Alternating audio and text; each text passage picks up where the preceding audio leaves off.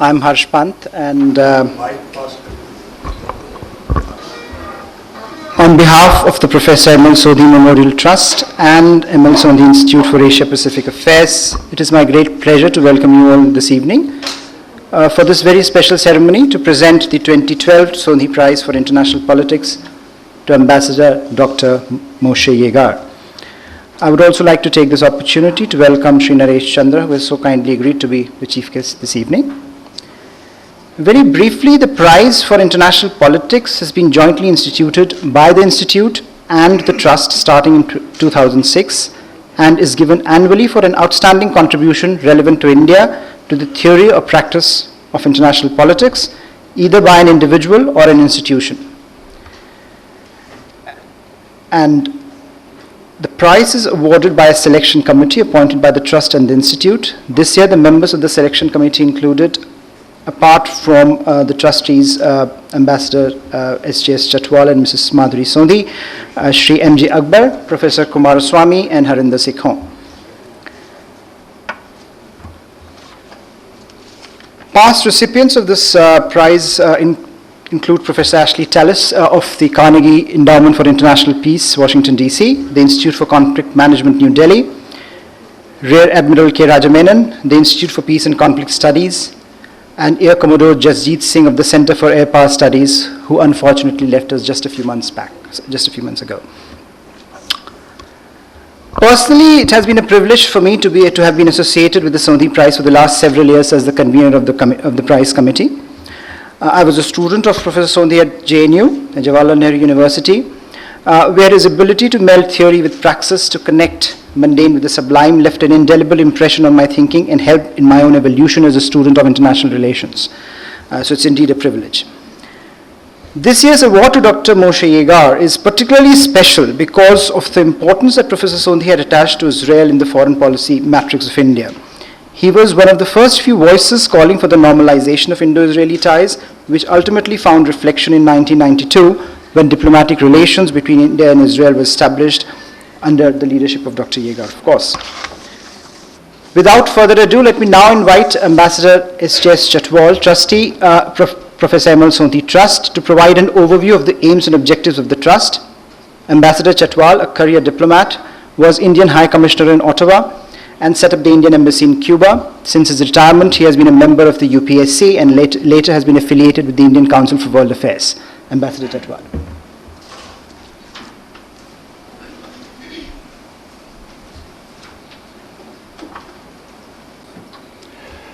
Dr. Dubey? Pant. I've been asked to give the introduction to today's event. I would like to begin with by saying that today's event has been sponsored jointly by M.L.Sondhi Memorial Trust and M.L.Sondhi Institute for Asia-Pacific Affairs. The Institute for Asia-Pacific Affairs was set up by Professor Sondhi during his lifetime. The Memorial Trust was set up by Mrs. Madhuri S. Sondhi after Professor Sondhi's sad demise. The Asia-Pacific Institute now works under the Trust. I met Manohar soon after he joined for Indian Foreign Service. As a probationer, he came to stay in the old Constitution House on Curzon Road next to my room. I recall that it was late summer evening, and in response to my greetings to him, he gave me an unstoppable lecture on Sikh history. Of course, not forgetting to mention where facts on the grounds had been interpreted differently by Sardar Genda Singh and Sardar Khushwant Singh. These are the two well-recognized Sikh historians. He had stood first in the merit list of IFS of the year he joined the service. We seem to have developed an instant bond and had dinner together that night. During the time that he was in foreign service, we kept in touch, and more so when he was professor of JNU and I, after my retirement from foreign service, was a visiting professor at JNU. We became thick friends together. However, our approach to different Indian political parties remained different. Professor M.L.Sondhi Memorial Trust, the aims and objects are to promote late Professor Sondhi's vision regarding the emergence of India as a strong but benign power in the family of nations. His vision was far-sighted, ranging from domestic politics, liberal economics, policy of non-appeasement,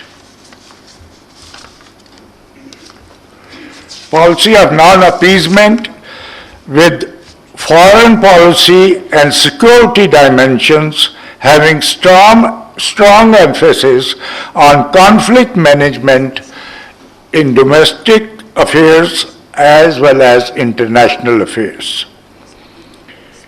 Therefore, the efforts of the Trust are to promote studies on aspects of international relations with special regard to regional cooperation on our subcontinent and Southeast Asia as well as in Asia-Pacific region. The Trust disseminates understanding and information on peace studies and encourages evolution of liberal economics. Professor Sondhi had a forward-looking spiritual and cultural vision and insights from our 19th century's reformers and visionaries which also guide now the function of the Trust and the Institute. The Institute has been endeavoring to continue Professor Sondhi's work and hold seminars, roundtable conferences, and publish monographs regularly. Thank you, and now we will await the citation by Mrs. Madhuri S. Sondhi. Thank you.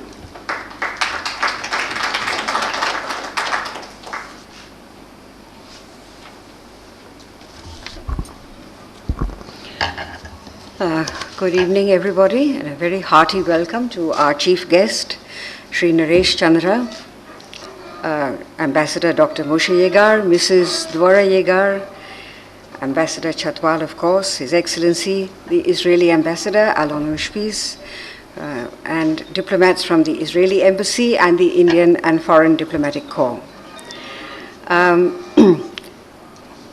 We are assembled here today, as you know, which is also, by the way, Professor Sondhi's 80th birthday.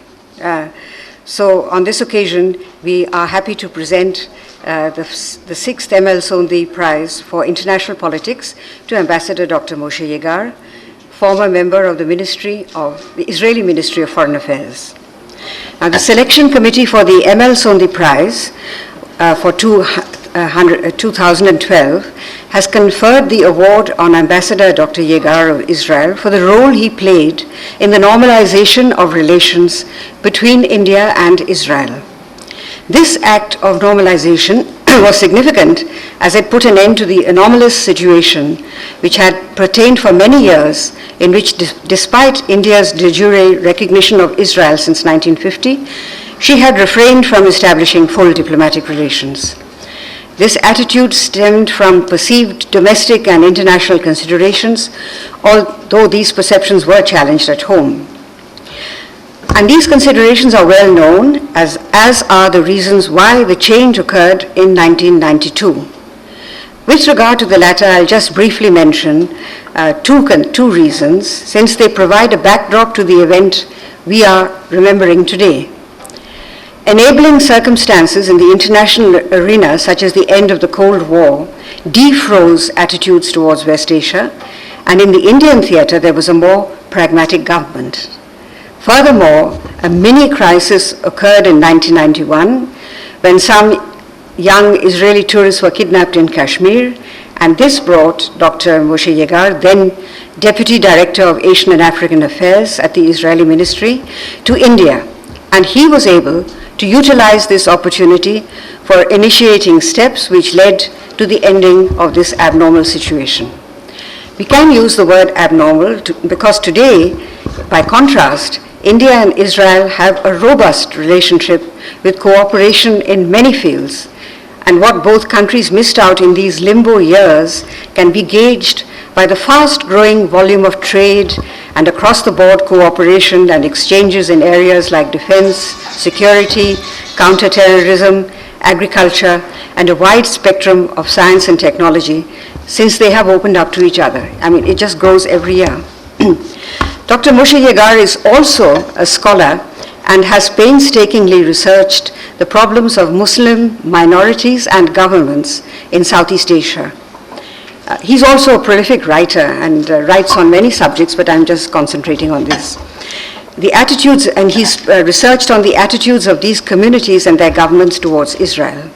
His scholarly work, often arising out of his personal experience as a diplomat in these countries, is of relevance in the contemporary world where enlarged identities span the globe with national and international consequences. Lexington Books in 2002 published his acclaimed study, Between Integration and Secession, the Muslim Communities of the Southern Philippines, Southern Thailand, and Western Myanmar. Now, Israel was always keen to develop her Asian footprint in the aftermath of the traumatic experiences of the Jews in the Western world. Certainly in the early 50s, she saw herself as naturally belonging to the continent of Asia, where she sought connections not only with her immediate Islamic neighbors, but further afield from South to Far East Asia. However, in the immediate post-colonial period, she was often perceived as a neo-colonialist implant in Asia, or became problematic for Asian countries wishing to maintain either solidarity or good trading relations with other countries of West Asia. The history of Israel's policies towards Asia and vice versa have again been deeply researched by Dr. Yegar, and his book, The Long Journey to Asia, unfortunately so far only available in Hebrew, but with some chapters separately published in English, has been described by one reviewer as the most authoritative document ever written on Israeli diplomacy in this continent. It is with this background in helping to found a rich and mutually beneficial relationship between India and Israel, also with his studies of Muslim communities and states in Asia, and his research into the historical processes which underlay the attitudes of Asia-Pacific countries towards Israel, that Dr. Yegar has been chosen as the most deserving candidate for the M.L.Sondhi Award. I may add that Dr. Yegar's profile as a scholar diplomat matches in many ways with Professor Sondhi's, who even after resigning from the Indian Foreign Service always wore at least two foreign policy hats, of scholar and activist. And he also wore a third, that of the politician or public intellectual, and he used all to pursue his particular interests. He visited Israel in the early 60s and was privileged to meet with David Ben-Gurion, who at least former Prime Minister Ehud Olmert has described as the second greatest Jew after Moses. Now, some people might disagree with that, but it's a great compliment. Even if that's an exaggeration, it still points to a remarkable phenomenon. Professor Sondhi was inspired to see how Israel tackled with astonishing success the challenges of development in a difficult terrain, hitherto not famous for either agriculture or industry. He sensed at once the enormous benefits of working with a country which on a mini scale faced many problems similar to India's. The challenge of coping with the diversity of cultures, religions, and languages out of which to forge one modern nation. Of developing agriculture in desert-like conditions or industries almost from scratch, so to say, and all the while evolving and nurturing a democratic polity, her constitution not suspended even under conditions of war and crisis. Many in India at the time were also fascinated by Israel's success in reviving Hebrew, a language even more in disuse than Sanskrit, and modernizing it into the national language of such a polyglot society. Professor Sondhi became a staunch supporter of normalization between India and Israel, which he expressed through various forums, his writings, speeches in parliament and elsewhere. He also interacted with Israeli journalists and academics, lobbying for cultural and academic exchanges, convinced that the logic of national interest would inevitably draw the two countries together, and always looking for the informal spaces of diplomacy and politics through which to work towards it. I would like to quote from a book which Ben-Gurion sent to Professor Sondhi a year after their meeting, and that is Moshe Perlman's Ben-Gurion Looks Back, in which Ben-Gurion says how disappointed he was that such a courageous and capable leader like Jawaharlal Nehru, whom he much admired, should have consistently refused to establish diplomatic relations with Israel. However, he records that several of Nehru's friends and colleagues did visit Israel and showed profound interest, particularly in the labor farm settlements. And he ends by saying, I quote, "I am sure that friendship between India and Israel will grow, for we can learn much from each other. It is a pity that only that the beginning has been delayed," unquote. Well, 21 years on, we are now happy to celebrate that beginning. Professor Sondhi had always hoped that normalization, once it occurred, would lay the foundations on which the two civilizations, Hebraic and Indic, could enter into a meaningful dialogue despite their apparent differences and distances. He believed that such type of intercivilizational understanding was important, nay essential, in our evolving, globalized, multi-civilizational and multicultural world. So I end with a quotation from Martin Buber, the Israeli philosopher and peace activist, which is, I quote, that peoples can no longer carry on authentic dialogue with one another is not only the most acute symptom of the pathology of our time, it is also that which most urgently makes a demand of us. I believe, despite all, that the peoples in this hour can enter into dialogue, into a genuine dialogue with one another. In a genuine dialogue, each of the partners, even when he stands in opposition to the other, heeds, affirms, and confirms his opponent as an existing other. Only so can conflict certainly not be eliminated from the world, but humanly arbitrated and led towards its overcoming. Thank you very much for that.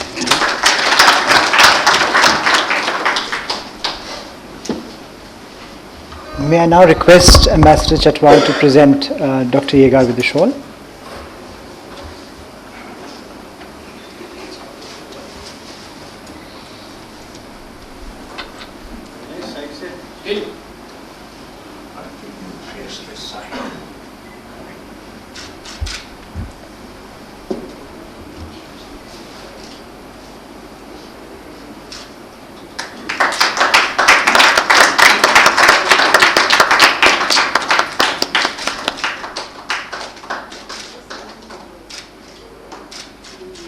I would now like to request Mrs. Sondhi to present the plaque and the check to Dr. Yegar.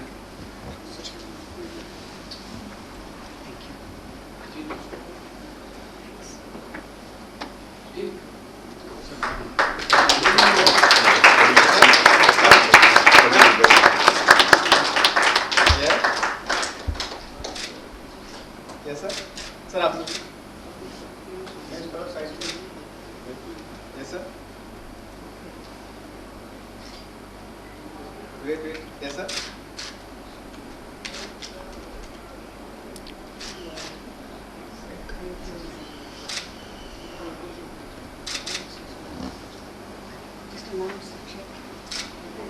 And now the check, please.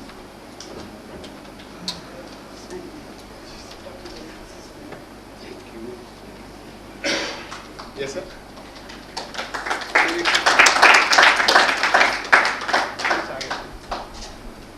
Sir.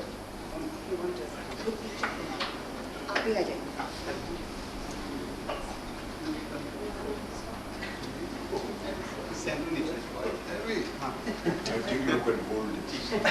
Yes, sir. Wait. Yes, sir. Wait.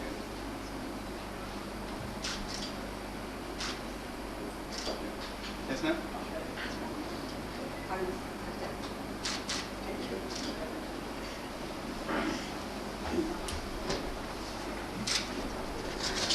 I would now like to invite our Chief Guest, Sri Naresh Chandra, for his remarks. Mr. Chandra joined the Indian Administrative Services in 1956 and has served as Chief Secretary in the state of Rajasthan, Commonwealth Secretariat Advisor on Export Industrialization and Policy in Colombo, Advisor to the Government of Jammu and Kashmir, and the Secretary to the Ministries of Water Resources, Defence, Home and Justice in the Government of India. In 1990, became the Cabinet Secretary, the highest post in the Indian Civil Service, and in 1992 was appointed Senior Advisor to the Prime Minister of India. He served as the Governor of the state of Gujarat in 1995-96 and then the Ambassador of India to the US from 1996 to 2001. Most recently, he chaired the Task Force on National Security constituted by the Indian government, which submitted its report last year making some very important recommendations pertaining to the higher defense management in the country. Sri Chandra.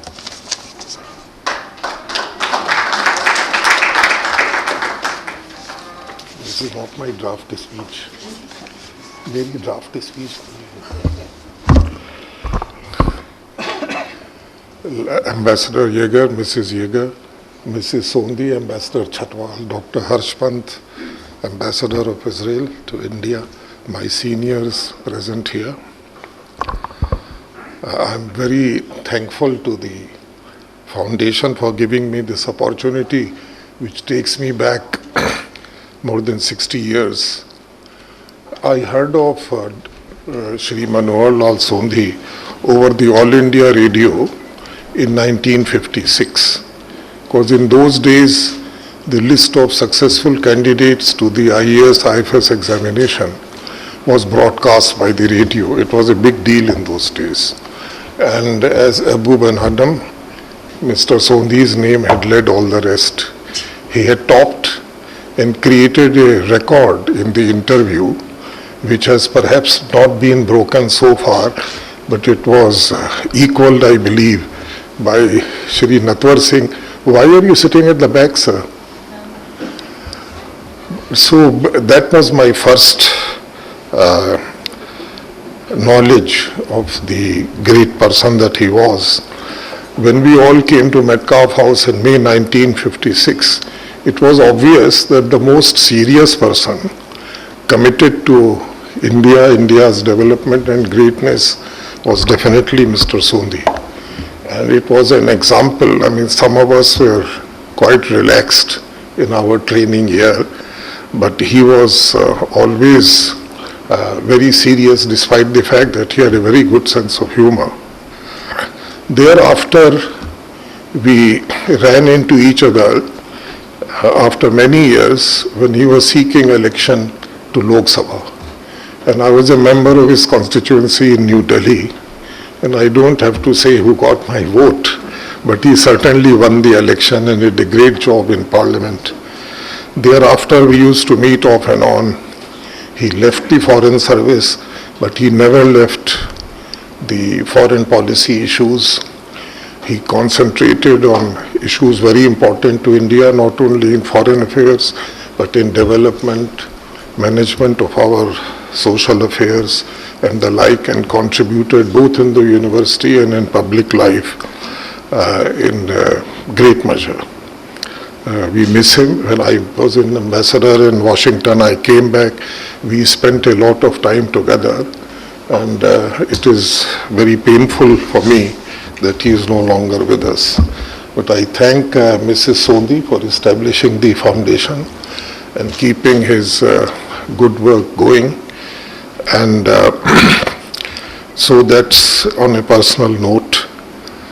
Dr. Yegar, I had the pleasure of meeting him under some special circumstances which were kept confidential. In the year 91-92, although an in-principle decision was taken that diplomatic relations now need to be established, more than 4 decades of inertia was difficult to overcome. And therefore some special steps had to be taken. And everybody feels that the cabinet secretariat has a lot of spare time on his hands. You get these problems from time to time. So I was told that you have to see that things progress and so on. And I think when the going got tough, the government of Israel very wisely sent Ambassador Yegar, then Deputy Director General in the Foreign Ministry here, and we had a very positive interaction at that time. I am therefore extremely glad that he has been chosen for this year's award, and it is something which is richly deserved for all that he has done, not only for India-Israel relations, but also for peace and harmony in the most difficult area. I think the state of Israel exemplifies what can be done with resolution and application of mind against challenges of an existential nature.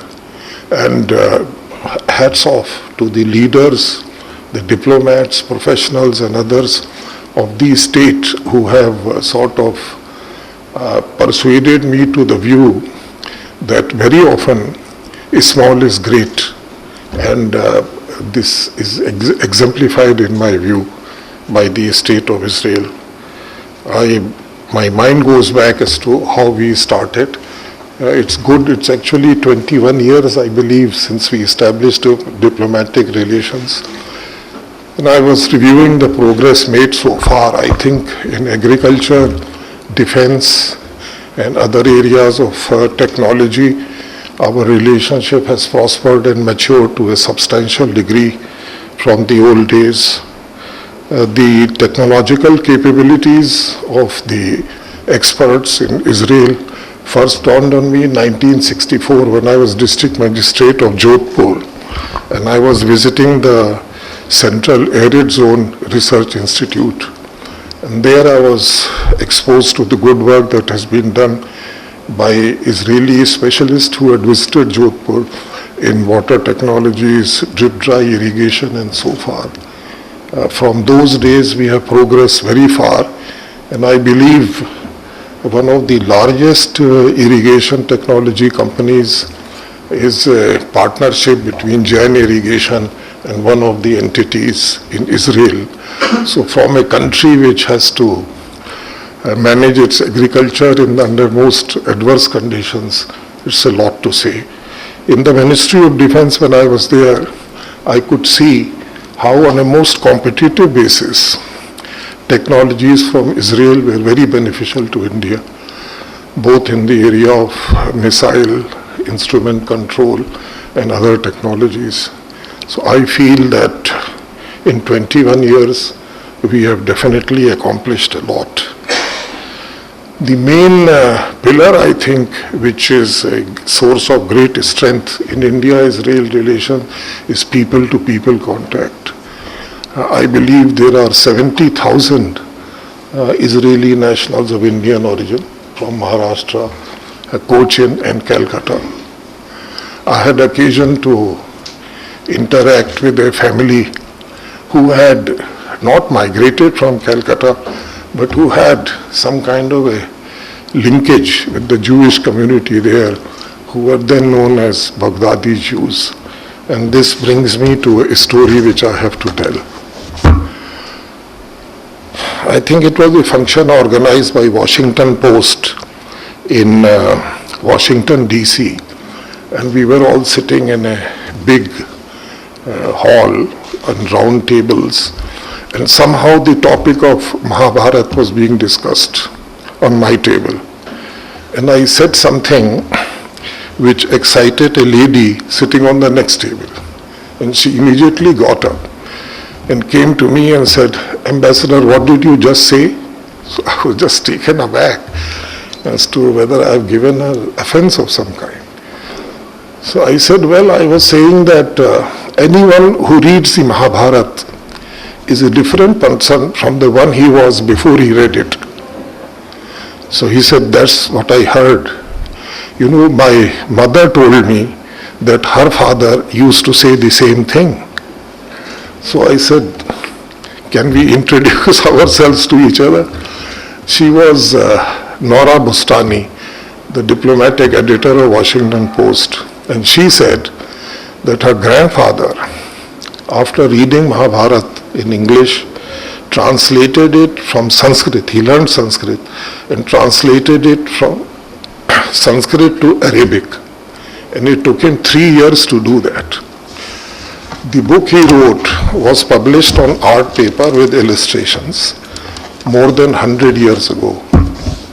I have a copy of that book in my hand.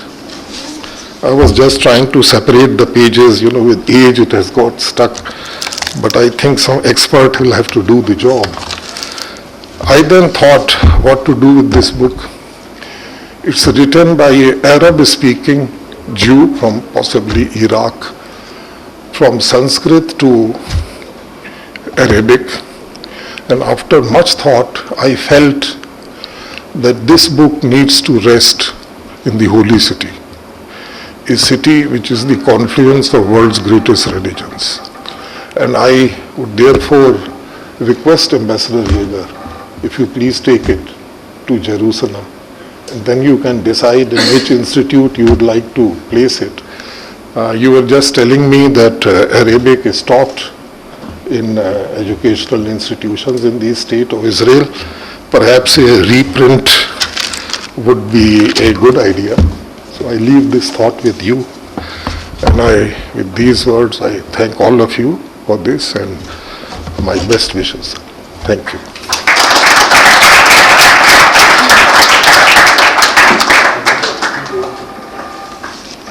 May I now request Ambassador Dr. Moshe Yegar to deliver his talk, India and Israel, History, Perspectives and Change.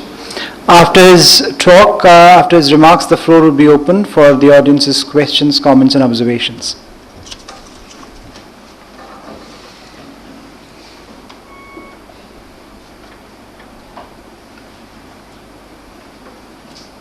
I hope they'll understand my accent. Can we have, I can't have some stronger light here because it will be, it will be good for my eyes. On the trust, members of the selection committee, His Excellency and M.L.Sondhi Institute for Asia Pacific Affairs, His Excellency Ambassador of Israel, distinguished ladies and gentlemen. My wife, Dr. Dvora Yegar, and I would like to express our heartfelt thanks to you for your friendly reception and warm hospitality.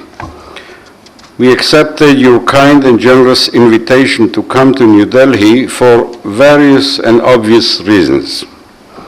First and foremost, for the opportunity to be reminded of and revisit the unique experience I and some dear friends shared at the beginning of 1991. In my almost 40 years of service at the Israeli Ministry of Foreign Affairs, I have been fortunate enough to have witnessed some important events and was even taken a modest part in some of them. But it seems to me that participating in the process of the normalization of diplomatic relations between India and Israel was undoubtedly one of the highlights of my career. I would like to start by explaining the importance of that process and describing the role of some of the individuals who participated in it, above all, that of the late Professor M.L.Sondhi. What was the historical and political backdrop against which those events took place? From the time it was founded in 1897, the Zionist movement strove for international recognition of its major objective, the return of the Jewish people to its ancient homeland, the land of Israel. In Hebrew, we call it Eretz Israel. There were several reasons dictating this decision to return at this particular time. In the past, persecuted Jews had moved from one European country to another. The promise of the Enlightenment turned sour when they, on the whole, remained second-class citizens.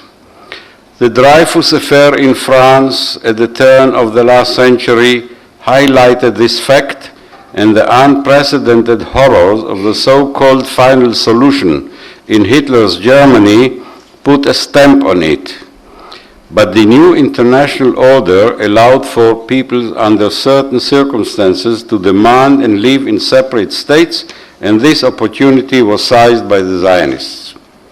The UN General Assembly finally passed Resolution 181, carving out of the territory called Palestine, a former Ottoman territory since World War I, administered under a British mandate, two states, a state for the Jewish people and a state for the Arabs, apart from a few Arab states that already existed at the time.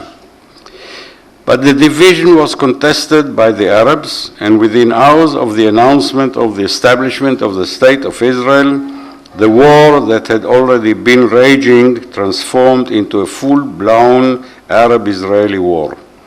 5 Arab armies, those of Egypt, Jordan, Lebanon, Syria, and Iraq, in addition to local Palestinian Arabs and contingents from other Arab countries, attacked Israel.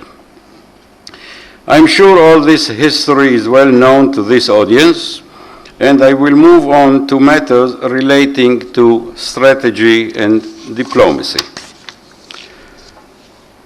Since Israel attained independence in May 1948, it has striven to develop diplomatic relations with countries in Asia. The reason for this was not only the need, important as it was, to circumvent Arab hostility, but also the consequence of a deep conviction that the people of Israel, descendants of the Hebraic tribes that founded the early Judaic kingdoms with their long history and ancient civilization, are a true and genuine part of the Asian continent and its myriad civilizations. Significantly, in India, you refer to what Europe called the Middle East as West Asia. So we are all agreed that the inhabitants of that region are Asians. David Ben-Gurion, the first Prime Minister of Israel, was one of the foremost, but by no means the only, articulator of this position. However, most Asians did not accept this argument. I will briefly describe some of the serious obstacles that prevented Asian statesmen from responding to diplomatic overtures by the Israelis, obstacles that were peculiar to the Asian situation and not typical of other parts of the world.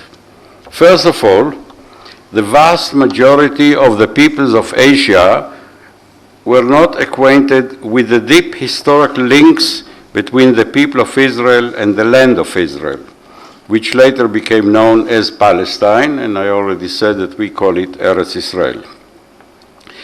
The religious and social culture, the historical stories, psalms and prayers contained in the Old Testament, and the history of Israel under the Roman Empire, culminating in the expulsion of the Jews from Jerusalem, are an integral part of the Western Christian ethos and historical understanding, but were unfamiliar to Asians.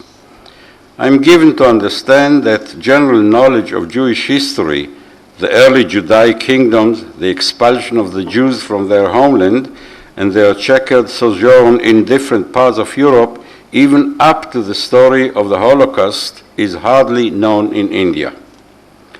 Second, for the average intellectual in Asia, Israel was perceived as part of the European Western group of civilizations. Her social and cultural character had, through the Bible, both affected Europe and, after nearly 2,000 years of living in different parts of that continent, been influenced by her, leading especially after the Enlightenment in some degrees to a common culture.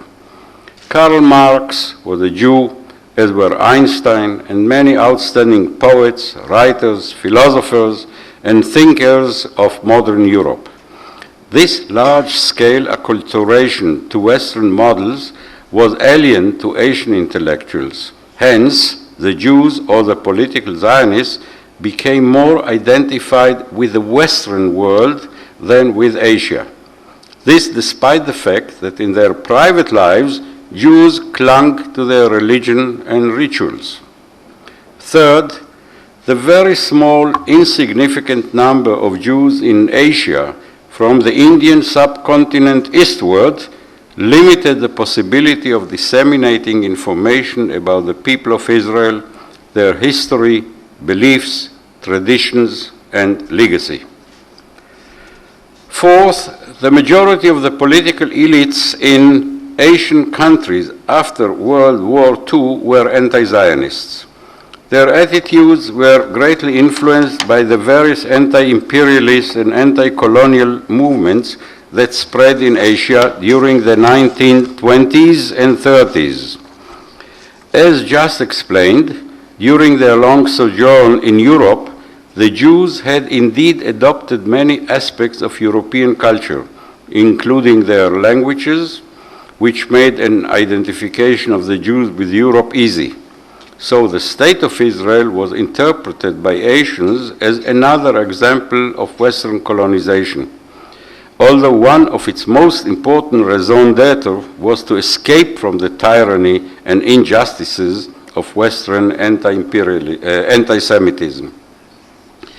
Another contributing factor to Asian attitudes was a sense of solidarity with the Arabs among the Muslims of Asia, which added to anti-Zionist and anti-Israel sentiment and to support for the ongoing Arab struggle against Israel. Such factors would help to understand why, since the 1950s, Israel has not succeeded in being admitted to the Afro-Asian bloc and to all other conventions of the non-aligned world. Mahatma Gandhi and Jawaharlal Nehru themselves did not support the Zionist idea, in spite of the many efforts made by some sympathizers of Israel to persuade them otherwise. Moshe Sharet, the first foreign minister of Israel, traveled extensively in Asia in 1956 for more than 3 months. He met with most of the leaders of Asia at the time, including Prime Minister Nehru. In his diary of that lengthy trip, Sharet complained of the ignorance he encountered in his dialogues with Asian dignitaries concerning Jewish history and the contribution of the Jewish people to culture, science, and civilization, several of which have implications for all of humankind. He noted with sadness that Asians too easily accepted the argument that the Arabs were the sons of the soil, forgetting that the Jewish people had been in continued residence there long before the Arabs, and were returning to their ancient homeland after a prolonged exile. However, Sharet recognized that without a knowledge of history, including recent history, it would be difficult to comprehend the Zionist cause, and this knowledge was conspicuous by its absence in vast parts of Asia. David Ben-Gurion, the founding father of modern Israel, was a great believer in the feasibility of Indo-Israel relations despite all these difficulties. He believed the two countries shared important common interests and their engagement would mutually benefit both. He saw in India a democratic, pluralist, and tolerant country, one that, in contrast to European Christian countries and Islamic countries, was not afflicted with anti-Semitism. India's rejection of Zionism, as just explained, grew out of anti-imperialism, not anti-Semitism. After hesitating for 2 years, India did recognize the State of Israel in September 1950, but refused to establish full diplomatic relations. In July 1951, an Israeli consulate was opened in Mumbai, but not an embassy in New Delhi. India did not establish any representation in Israel and allowed Britain, the former colonial master of both countries, to represent its interests. The PLO, however, was allowed in time to have an office in New Delhi.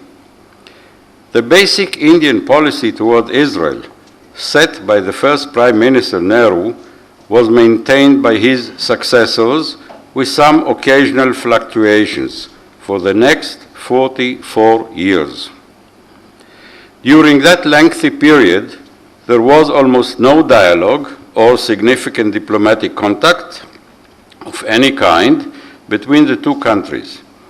Indian attitudes in the UN were largely hostile, though there were always some clandestine contacts primarily relating to military and strategic matters.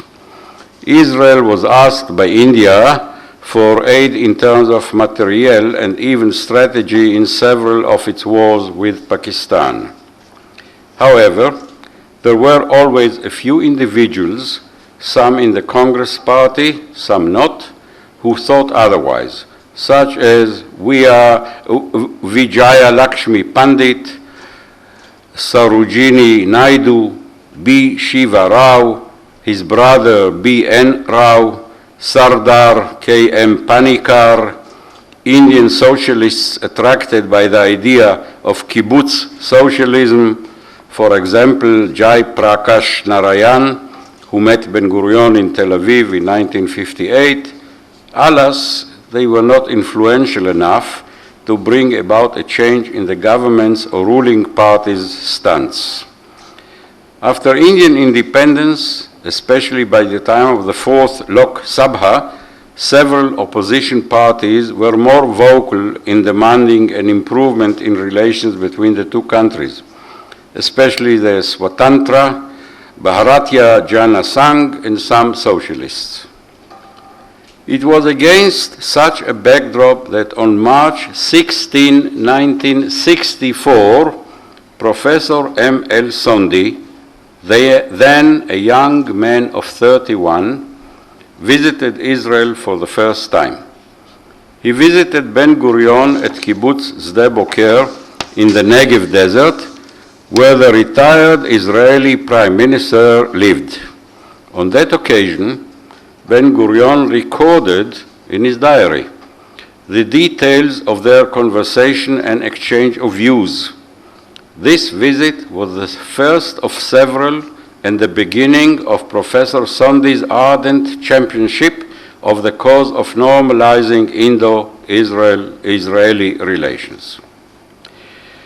The ups and downs in the Indo-Israeli relationship, the result of foreign and domestic considerations, have been outlined by several scholars in India and in Israel.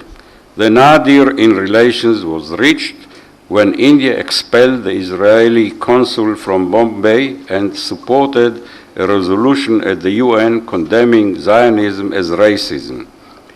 Not only was it a cruel twist in the wounds of a people who had suffered under racism for nearly 2 millennia, it ignored the actual situation of the Arab citizens of Israel, who though fraught with problems arising out of the unresolved conflicts of West Asia, have basic political, health, educational, and civil rights.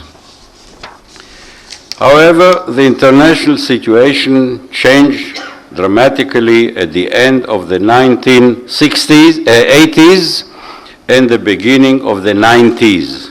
First, there was the collapse of the Soviet system, bringing with it the end of East-West polarization. This greatly diminished the political and ideological importance of the non-aligned world. The lower oil prices of the early 90s reduced India's dependence on Arab oil, making it at last possible for her to reassess her West Asia policy in light of the sustained pro-Pakistani bias of most, if not all, Arab and Muslim countries with regard to the conflict over Kashmir. Second, the first Gulf War of 1991, which exposed severe weaknesses and rifts within the Arab world, undermining the illusion of a strong, united bloc and allowing for a play in diplomacy. Third, that period witnessed negotiations between Israel and the PLO with the participation of and under the auspices of many countries. Israel made it clear that any Indian participation in the Middle East peace process, including the Madrid conference, which was scheduled for the end of 1991, was dependent upon the normalization of relations between the two countries. However, the fourth and most significant change occurred within India itself. Narasimha Rao was elected Prime Minister and soon presented an agenda rather different from that of his predecessors, both in the economic and political spheres. One may add that the surge of radical terrorism contributed to the deterioration of the security situation in India. This was perceived as a concern in common with Israel, and perhaps also presented New Delhi with an opportunity to consider security cooperation with Jerusalem, as I myself was soon to learn.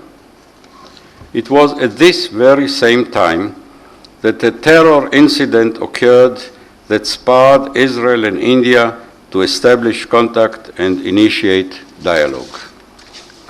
On June 27, 1991, Muslim Kashmiri terrorists attacked a group of Israeli tourists in Srinagar. One of them was murdered, 3 others wounded, and a 5th man captured. At that time, I was serving as Deputy Director General of Israel's Ministry of Foreign Affairs and head of its Asia and Africa department. On the next day, June 28, I was instructed to travel to India to arrange for the transfer of the wounded to Israel and to take whatever action was possible to free the abducted Israeli tourist. My immediate superior, the Director General, added that I was not to shy away from diplomatic talks if the opportunity presented itself. Even though there had been no diplomatic contacts between the two countries for many years. The Indian Foreign Ministry was already informed of my scheduled arrival by our consul in Mumbai. I arrived in New Delhi near dawn on Monday, July 1st, 1991. Since we had no diplomatic presence in the Indian capital, Italy came to our aid, and I was welcomed at the airport by the Italian ambassador, Dr. Gabriele Menegatti, who handed me a file of press clippings relating to the incident in Srinagar. These included the Indian Foreign Ministry's announcement that there was no objection to my arrival because of humanitarian considerations, but that my contacts would be limited to the then director of the consular division, Mr. A.P. Gupta, whom I soon learned to greatly appreciate and respect. It further stated that my visit would include no diplomatic discussions whatsoever with the foreign ministry, and there would be no change in India's policy toward Israel.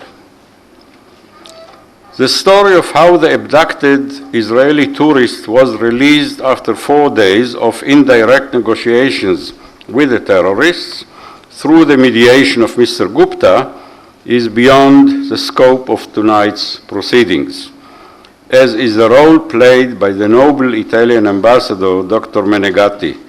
Those events have already been described elsewhere. To come back to my present story, among the messages awaiting me upon my arrival at the Meridian Hotel, I found one from Professor M.L.Sondhi, at that time head of the International Relations Department of Jawaharlal Nehru University. His name was not unfamiliar to me. I remember that he had visited Israel many years earlier, the visit I described earlier, when I was a junior officer at the Asian desk of our Ministry of Foreign Affairs. During that visit, I had escorted him to some of his appointments with several Israeli personages, including with Ben-Gurion. He was already known to a few Israelis, mostly in the Ministry for Foreign Affairs, who followed events in Asia, and particularly in recent changes in the international climate created favorable conditions for bringing about a positive change in India's attitude toward Israel. It was his opinion, therefore, that my visit to India was a welcome opportunity to conduct meetings with certain important decision makers.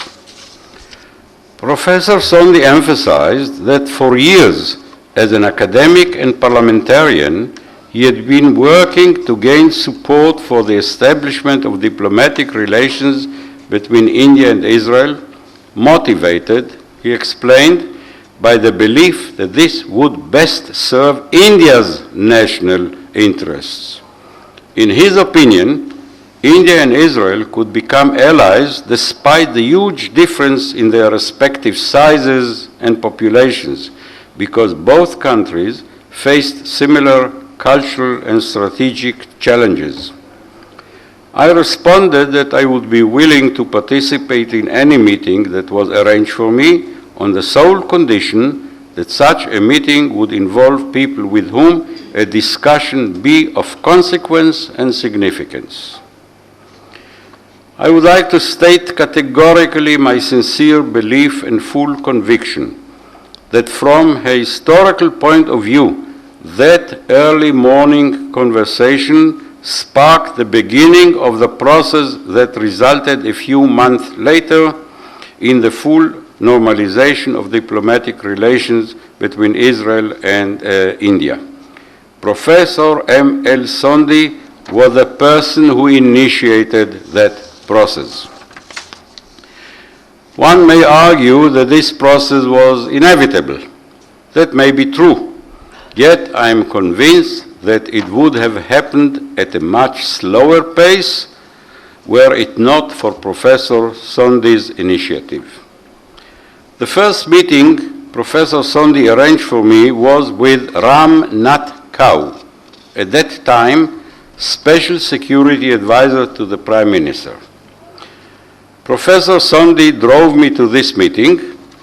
When we arrived at Kaur's home, he told me he thought it best that I conduct this meeting on my own and that he would wait for me in his car. I apprised Kaur of Israel's position in support of the normalization of relations, which I believed could only benefit both countries. I proposed that India reevaluate its policy toward Israel, as other countries had done. I did point out that Israel was not about to formally apply for the establishment of diplomatic representation in India. Over a period of many years of several such Israeli proposals having been rejected, now the initiative would have to come from India. At Kaur's suggestion, Professor Sondhi also arranged a meeting for me with today's chief guest, Naresh Chandra, then Cabinet Secretary in the Indian government.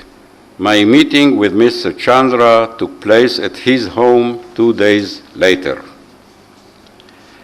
Later, Professor Sondhi told me that Secretary Chandra had reported on our meeting to the Prime Minister, the Foreign Minister, the Defense Minister, the Minister of Finance, and the Foreign Secretary, who had all attended a conference that very week in the Maldives Islands. All of them agreed in principle that India's relations with Israel must be upgraded, but felt that the government was presently too weak to bring about such a far-reaching change in policy. All in all, my impression upon the conclusion of my visit to India was that its leaders were aware of the improvement in Israel's relations with various countries, particularly with China, and realized that India was somewhat lagging behind. Let me clarify that my relationship with Professor M.L.Sondhi was very open from the outset. I had full confidence in him, and I updated him on all developments. I sought his guidance and advice. Professor Sondhi's wife, Dr. Madhuri Santanam Sondhi, was also most helpful. Not only did she share her husband's views on India and Israel, but she has published a scholarly book on two of their important philosophical contemporaries, Martin Buber of Israel and B.K. Malik of India. The name of the book is Intercivilizational Dialogue on Peace, published in 2009. Her deep insight and wisdom were of great assistance to me on quite a few occasions. I believe that during that exciting time, all of us, the Sondhi family and myself, shared the belief that we were serving a cause that would yield positive results for both India and Israel. The rest, as they say, is history. Developments toward normal diplomatic relations proceeded slowly but surely. A few obstacles, mostly psychological, had to be overcome. Time constraints do not allow me to describe these in more detail. Finally, on January 29, 1992, some 7 months after the attack on the Israeli tourists in Srinagar, our consul in Mumbai received a telephone call from Foreign Secretary J.N.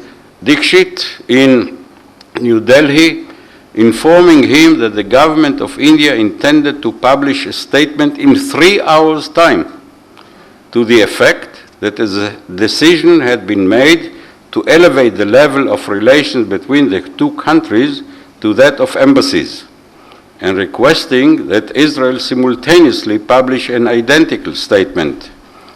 This was not easy to coordinate, nor was it easy to complete all the necessary preparations on time, but we managed. Two interesting phenomena became apparent after the establishment of diplomatic relations. First, contrary to the long-held belief that had for decades influenced India's policy, that India risked arousing angry reactions from the Arab states if it were to establish relations with Israel, it transpired that no such negative reactions ensued. In any case, Israel was already diplomatically connected with Egypt, Jordan, and Turkey, and unofficially with other Arab and neighboring Islamic countries. So when the Indian government demonstrated its determination, the Arabs respected it. The second interesting phenomenon was that no significant protest was voiced by India's Muslims, the fear of which again had inhibited Indian politicians right from the times of Mahatma Gandhi and Nehru onwards. These reactions, or lack of them, were exactly in accordance with what Professor M.L.Sondhi had assumed all along and voiced to me and other Israeli friends time and again. And finally, events unfolded according to his predictions. I should mention that the journalist Saeed Naqvi predicted the same outcome. He told me that Indian Muslims were first and foremost loyal citizens of India. They would support any move that served India's interests. Naqvi himself was exceptional in supporting such a move. What followed is well known. Within a short time, an excellent relationship developed between India and Israel in many realms, especially in agriculture, economic and commercial exchanges, medical, scientific and technological cooperation, matters of security and strategy, and much more. Mutual trade in 2013 reached $5 billion, and it seems that the potential for further cooperation is almost limitless. Among many in Israel and apparently in India as well, there is a prevailing feeling that the lost years during which there were no diplomatic relations were a somewhat abnormal phenomenon. I would like to conclude by making a suggestion. There is still much that can be done to strengthen the ties between Israel and India. It seems that of all realms, one very important one has been neglected: academic ties. Let me go back a little in history. On March 23, 1947, a few months before the partition of the Indian subcontinent, Jawaharlal Nehru convened the Asian Relations Conference in New Delhi, to which the Hebrew University of Jerusalem sent a delegation. On April the 8th, the eminent historian and diplomat Kayala M. Panikar submitted a written memorandum to the Jewish delegation in which he discussed the desired development of relations between, in his words, Hindus and Zionists, where we would most probably today speak of Indians and Israelis. He suggested a few practical steps, one of which I will expand upon here: cultural and academic exchanges. He proposed the establishment of a Department of Judaic and Semitic Studies at the Benares University and a Department of Indian Studies at the Hebrew University of Jerusalem. He enumerated a detailed program for exchanges of teachers and the publication of books on India and on Judaism and Zionism. His suggestions were well received by the Jewish delegation. Unfortunately, it was not long before war engulfed both India and the newly established State of Israel, and their attention was diverted elsewhere. It is high time to revive Panikar's great idea and to implement it. It is my sincere hope that both the Indian and Israeli governments and non-governmental organizations will work to strengthen academic ties.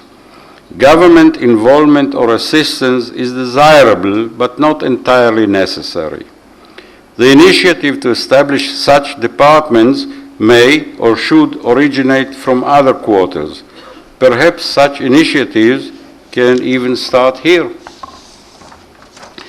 When speaking of ties between India and Israel, the towering image of a wise and courageous man arises, Professor Manohar Lal Sondhi.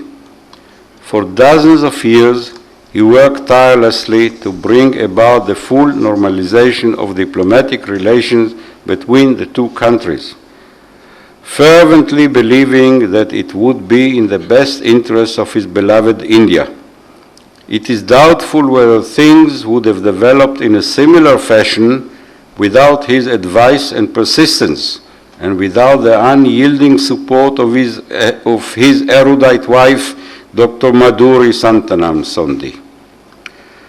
Although I'm very proud and most grateful to the Professor M.L.Sondhi Trust and the M.L.Sondhi Institute for Asian Pacific Affairs for awarding me the M.L.Sondhi Prize for International Politics.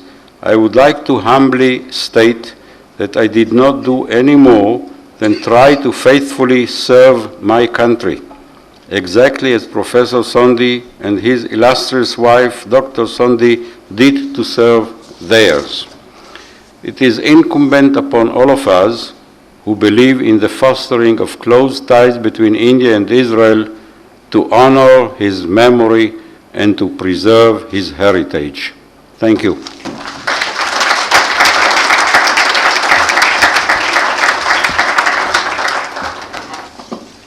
If there are any questions or points to clarify, Mr. Yegar has kindly agreed to amplify any points that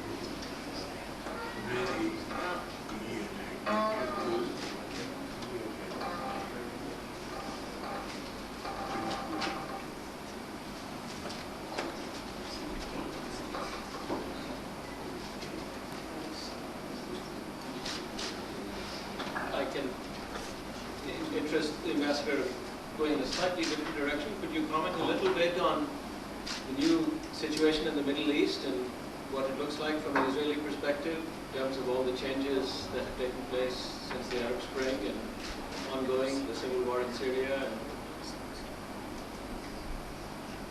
might be of interest to many in the audience? Well, I'm ready to stay here until early morning. I don't know about all of you. Many people in Israel and elsewhere make a nice living trying to understand what's happening in our neighborhood. First, I want to emphasize, for quite a number of years, I'm a private citizen. I don't speak anymore for the government of Israel. So anything or any view I may express is my own. Those who want official views of Israel, if I may advertise the presence of our ambassador here.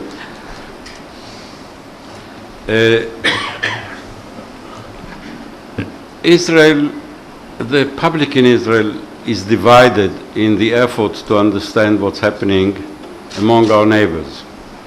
You may find some who will say that we predicted it all along. Since First World War and the breaking up of the Ottoman Empire, the Arab countries, as a matter of fact, did not enjoy a single moment of peace. Their history is full of troubles since the end of the war, with ups and downs, of course. In recent years, it came to an explosion, what at the beginning some experts who would like to swallow their words today call the Arab Spring. Well, it became a very heavy winter. In all of them, you know, it started in Tunisia, I think, and moved from one country to another, and culminated in the present tragedy in Syria, and no one sees an end to it. And this is not the end of the story. The policy of Israel, and I'm speaking as an Israeli who tries to understand the policy of his government, is that Israel is not involved. Israel is watching her interests and is very careful not to get involved. It's not our business. This is an internal Arab affair. Unfortunately, there are others who put their finger in it, like mostly Iran. Iran is a disturbing factor there.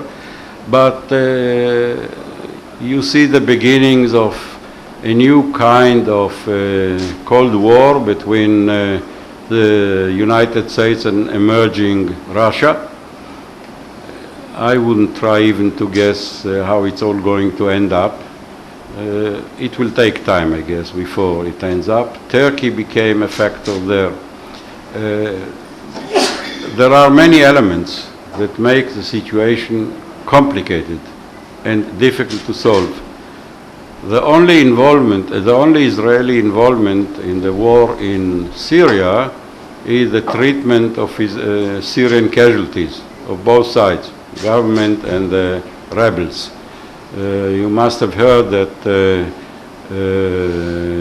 Syrian casualties, wounded people, civilians and soldiers, or fighting people, who may get close to the border, to Israel's border, cross over and ask for assistance. Our army established a military hospital along the border, and their wounded are those who reach that particular point are treated. 2 hospitals in the north receive regularly wounded Syrians or pregnant women who expect children. Some Syrian babies were born in Israel. They may face a problem in the future if it is discovered that they are automatically Israeli citizens. But altogether, I think the figure is about, so far is about 300 Syrians who were treated in Israel, and nobody makes much publicity about it because it may cause damage and harm to the casualties. Those who finish their medical treatment are sent back to Syria very carefully, that no one will pay attention to, because one of the 2 fighting sides may take revenge. This is the only thing one can say. I believe that Israel is on the watch. In case there will be any effort to disturb the situation along our border, Israel will react. And I think that both sides know it very well.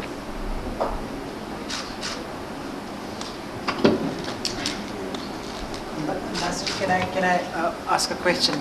It's slightly related, but I think one of the most significant developments in recent times is the emerging thaw in U.S. relations with Iran. And I was wondering if you can expound a bit on what this means for Israel and for the region as a whole, because we as an Indian audience, I think, are particularly interested in that aspect of what is going on for the 2 main countries. Every Israeli citizen is interested in that matter too, and even worried. Again, this is an issue on which Israeli public is divided, as usual, on most issues we are. There are those, and based on some polls that were taken recently, the majority of Israelis are extremely unhappy and even worried with the agreement that was signed between the United States and the European community and Iran. The Americans insist that diplomacy should be given a chance, but those who know Iran, and we happen to know Iran to a degree, don't trust that this will happen. And I think, if I may risk a prediction, before long I'm afraid it will be discovered that Iran cannot be trusted. But we shall find out. It was not always like that. During the Shah period, relations between Israel and Iran were extremely intimate. It's only since the mullahs, the Shia leadership took over, that things changed. And to their credit, one should add that they don't mince words and they don't hide their intentions. They talk about it openly. And it will be a gross mistake, a tragic mistake, to try and ignore what the Iranians are saying. I would like to paraphrase something that a great expert, American, from Princeton University wrote a few months ago. It's a paraphrase, not a quote. He's considered, I think, one of the best, if not the best expert on Middle Eastern countries. He said that what Western countries or democratic countries fail to understand is the nature of the Shia religious regime in Iran. We all know about a phenomenon which existed since medieval ages, but expanded much more in our own generation, and this is the phenomenon of terrorists who commit suicide, who are ready to sacrifice their life in order to see their victim killed. So a person exploding a device on himself, getting killed in the process, but at least achieving a certain murder around him, it brings him to paradise or God knows where, with all the benefits that are associated with this act. Now, what should be paid attention to is what happens on a personal level, what individuals are ready to do. There is at least one state that is ready to do the same, which is Iran, to commit suicide, national suicide, as long as they bring about the massacre they want to bring about. In normal terms, and I won't mince my words, I mentioned that expert, but he's not alone. There is a deep belief which cannot be comprehended by people who were brought up in different regimes and different way of thinking.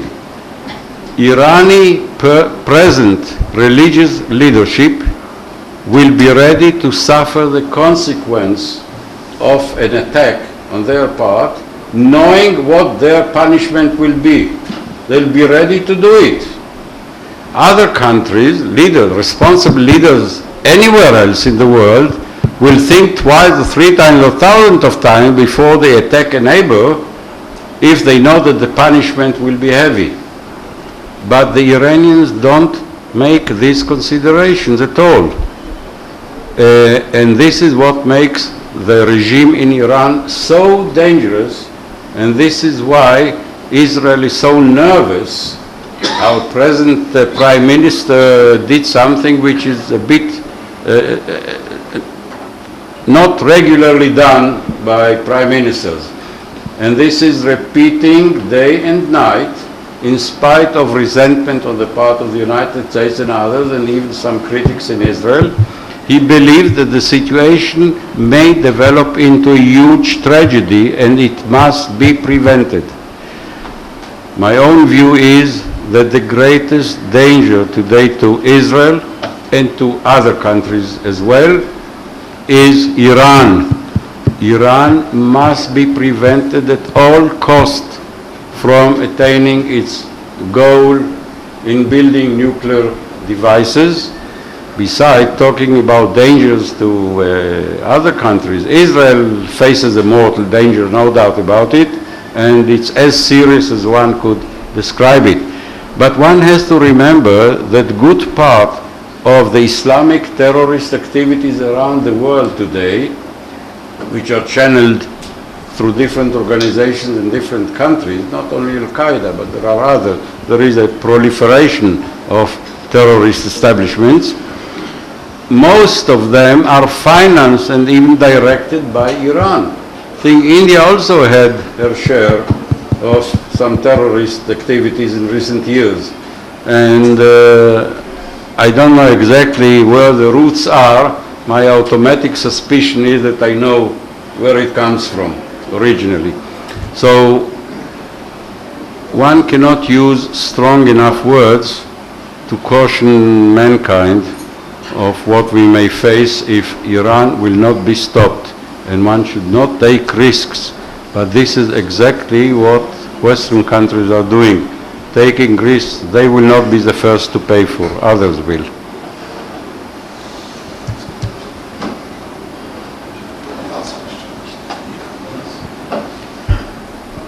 We have lived with, your Iranian equivalent with Pakistan. No, I can't hear. Please come here. India has lived with the equivalent of Iran as far as Pakistan is concerned with atomic weapons for many years now. And obviously Israel sort of works from a position of strength, from technological capability. Given the fact that India faces Pakistan as well as China, what do you think should be our strategy going ahead, learning from Israel?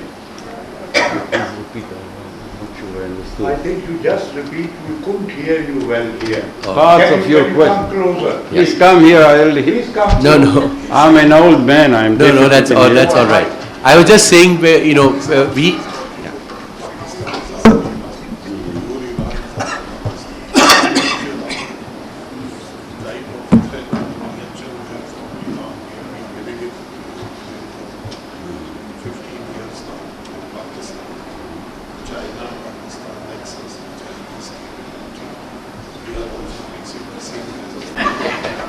And let alone, I will not offer, of course not offer any advice to India. India, of course, did not ask for advice of mine.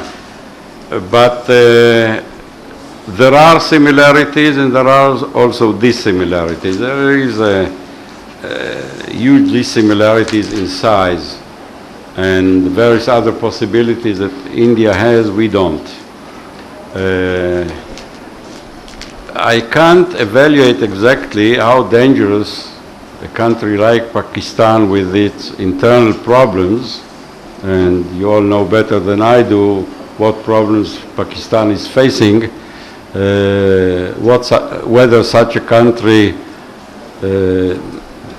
is a real threat to India or not. On the other hand, some other people might argue that we should learn from history that countries with internal problems sometimes look for an outside adventure in order to divert attention.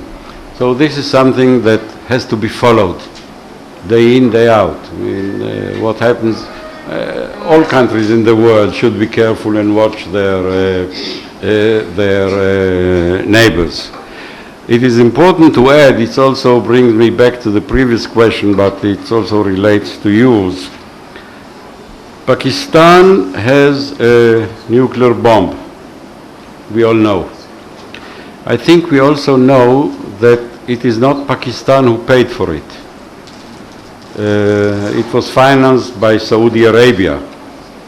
So I read in various places. On the one hand, it shows that the element of Islamic solidarity, while it's not necessarily so bad and shouldn't be dangerous, but it might develop into a danger. The same danger is faced by India, and the same danger, different magnitude, is faced by Israel. An additional danger, going back to Iran, is that if Iran, God forbid, succeeds to build without interruption, to succeed a nuclear device, the other Arab countries who feel threatened by Iran, the Sunni countries who feel threatened by Iran, would like to do the same. One can easily imagine that a country like Saudi Arabia will tell the Pakistanis, we finance your nuclear effort, so you better give us one or two of such samples of such toys. We need it because of Iran. The Gulf sheikdoms may do the same. And the leaders of Egypt already declared that if Iran gets a bomb, they will try to do the same. Can you imagine what kind of life will it be in the Middle East and in Europe to that extent? That so many countries, not all of them responsible countries, not all of them have a responsible leadership, political leadership. Can you imagine what happens if atomic energy for military purposes spreads that wide?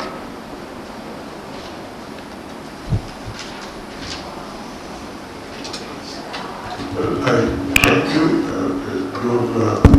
Your address has been very illuminating, and we are grateful that you have taken very complex questions, and even though you took the precaution of saying you are not speaking on behalf of government of Israel, you have given us very fulsome and wise answers. For that we are very thankful.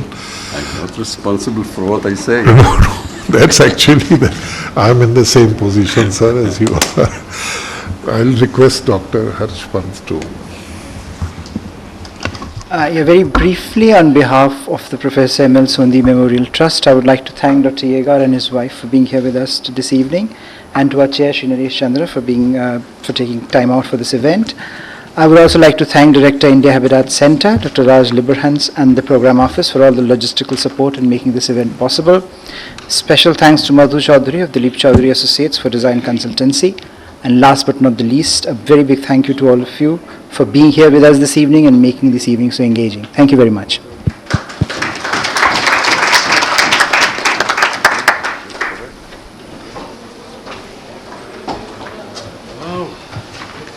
I hope that the airline will manage.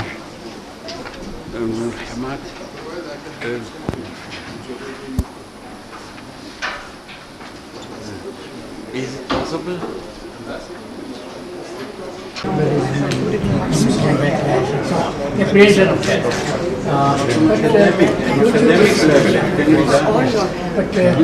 China they have 9 universities running Israeli departments. Yeah. They teach history, not only I think a little bit also the projection on part of the embassy should also be there. I mean, about the cultural progress, the academic, we know. But I think certainly attract attention. Say, film on some of your, the leaders and so on. That kind of a thing. And many other things, all that way, even when the relationship was not there. A lot of leaders went, though it annoyed the government of India.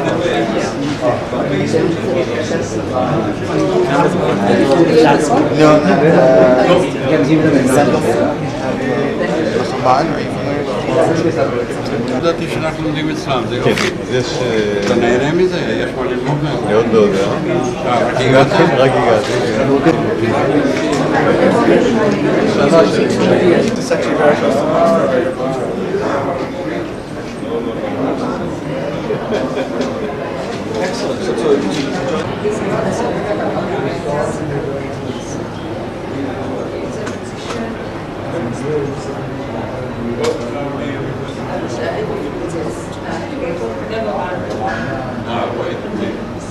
Hosted.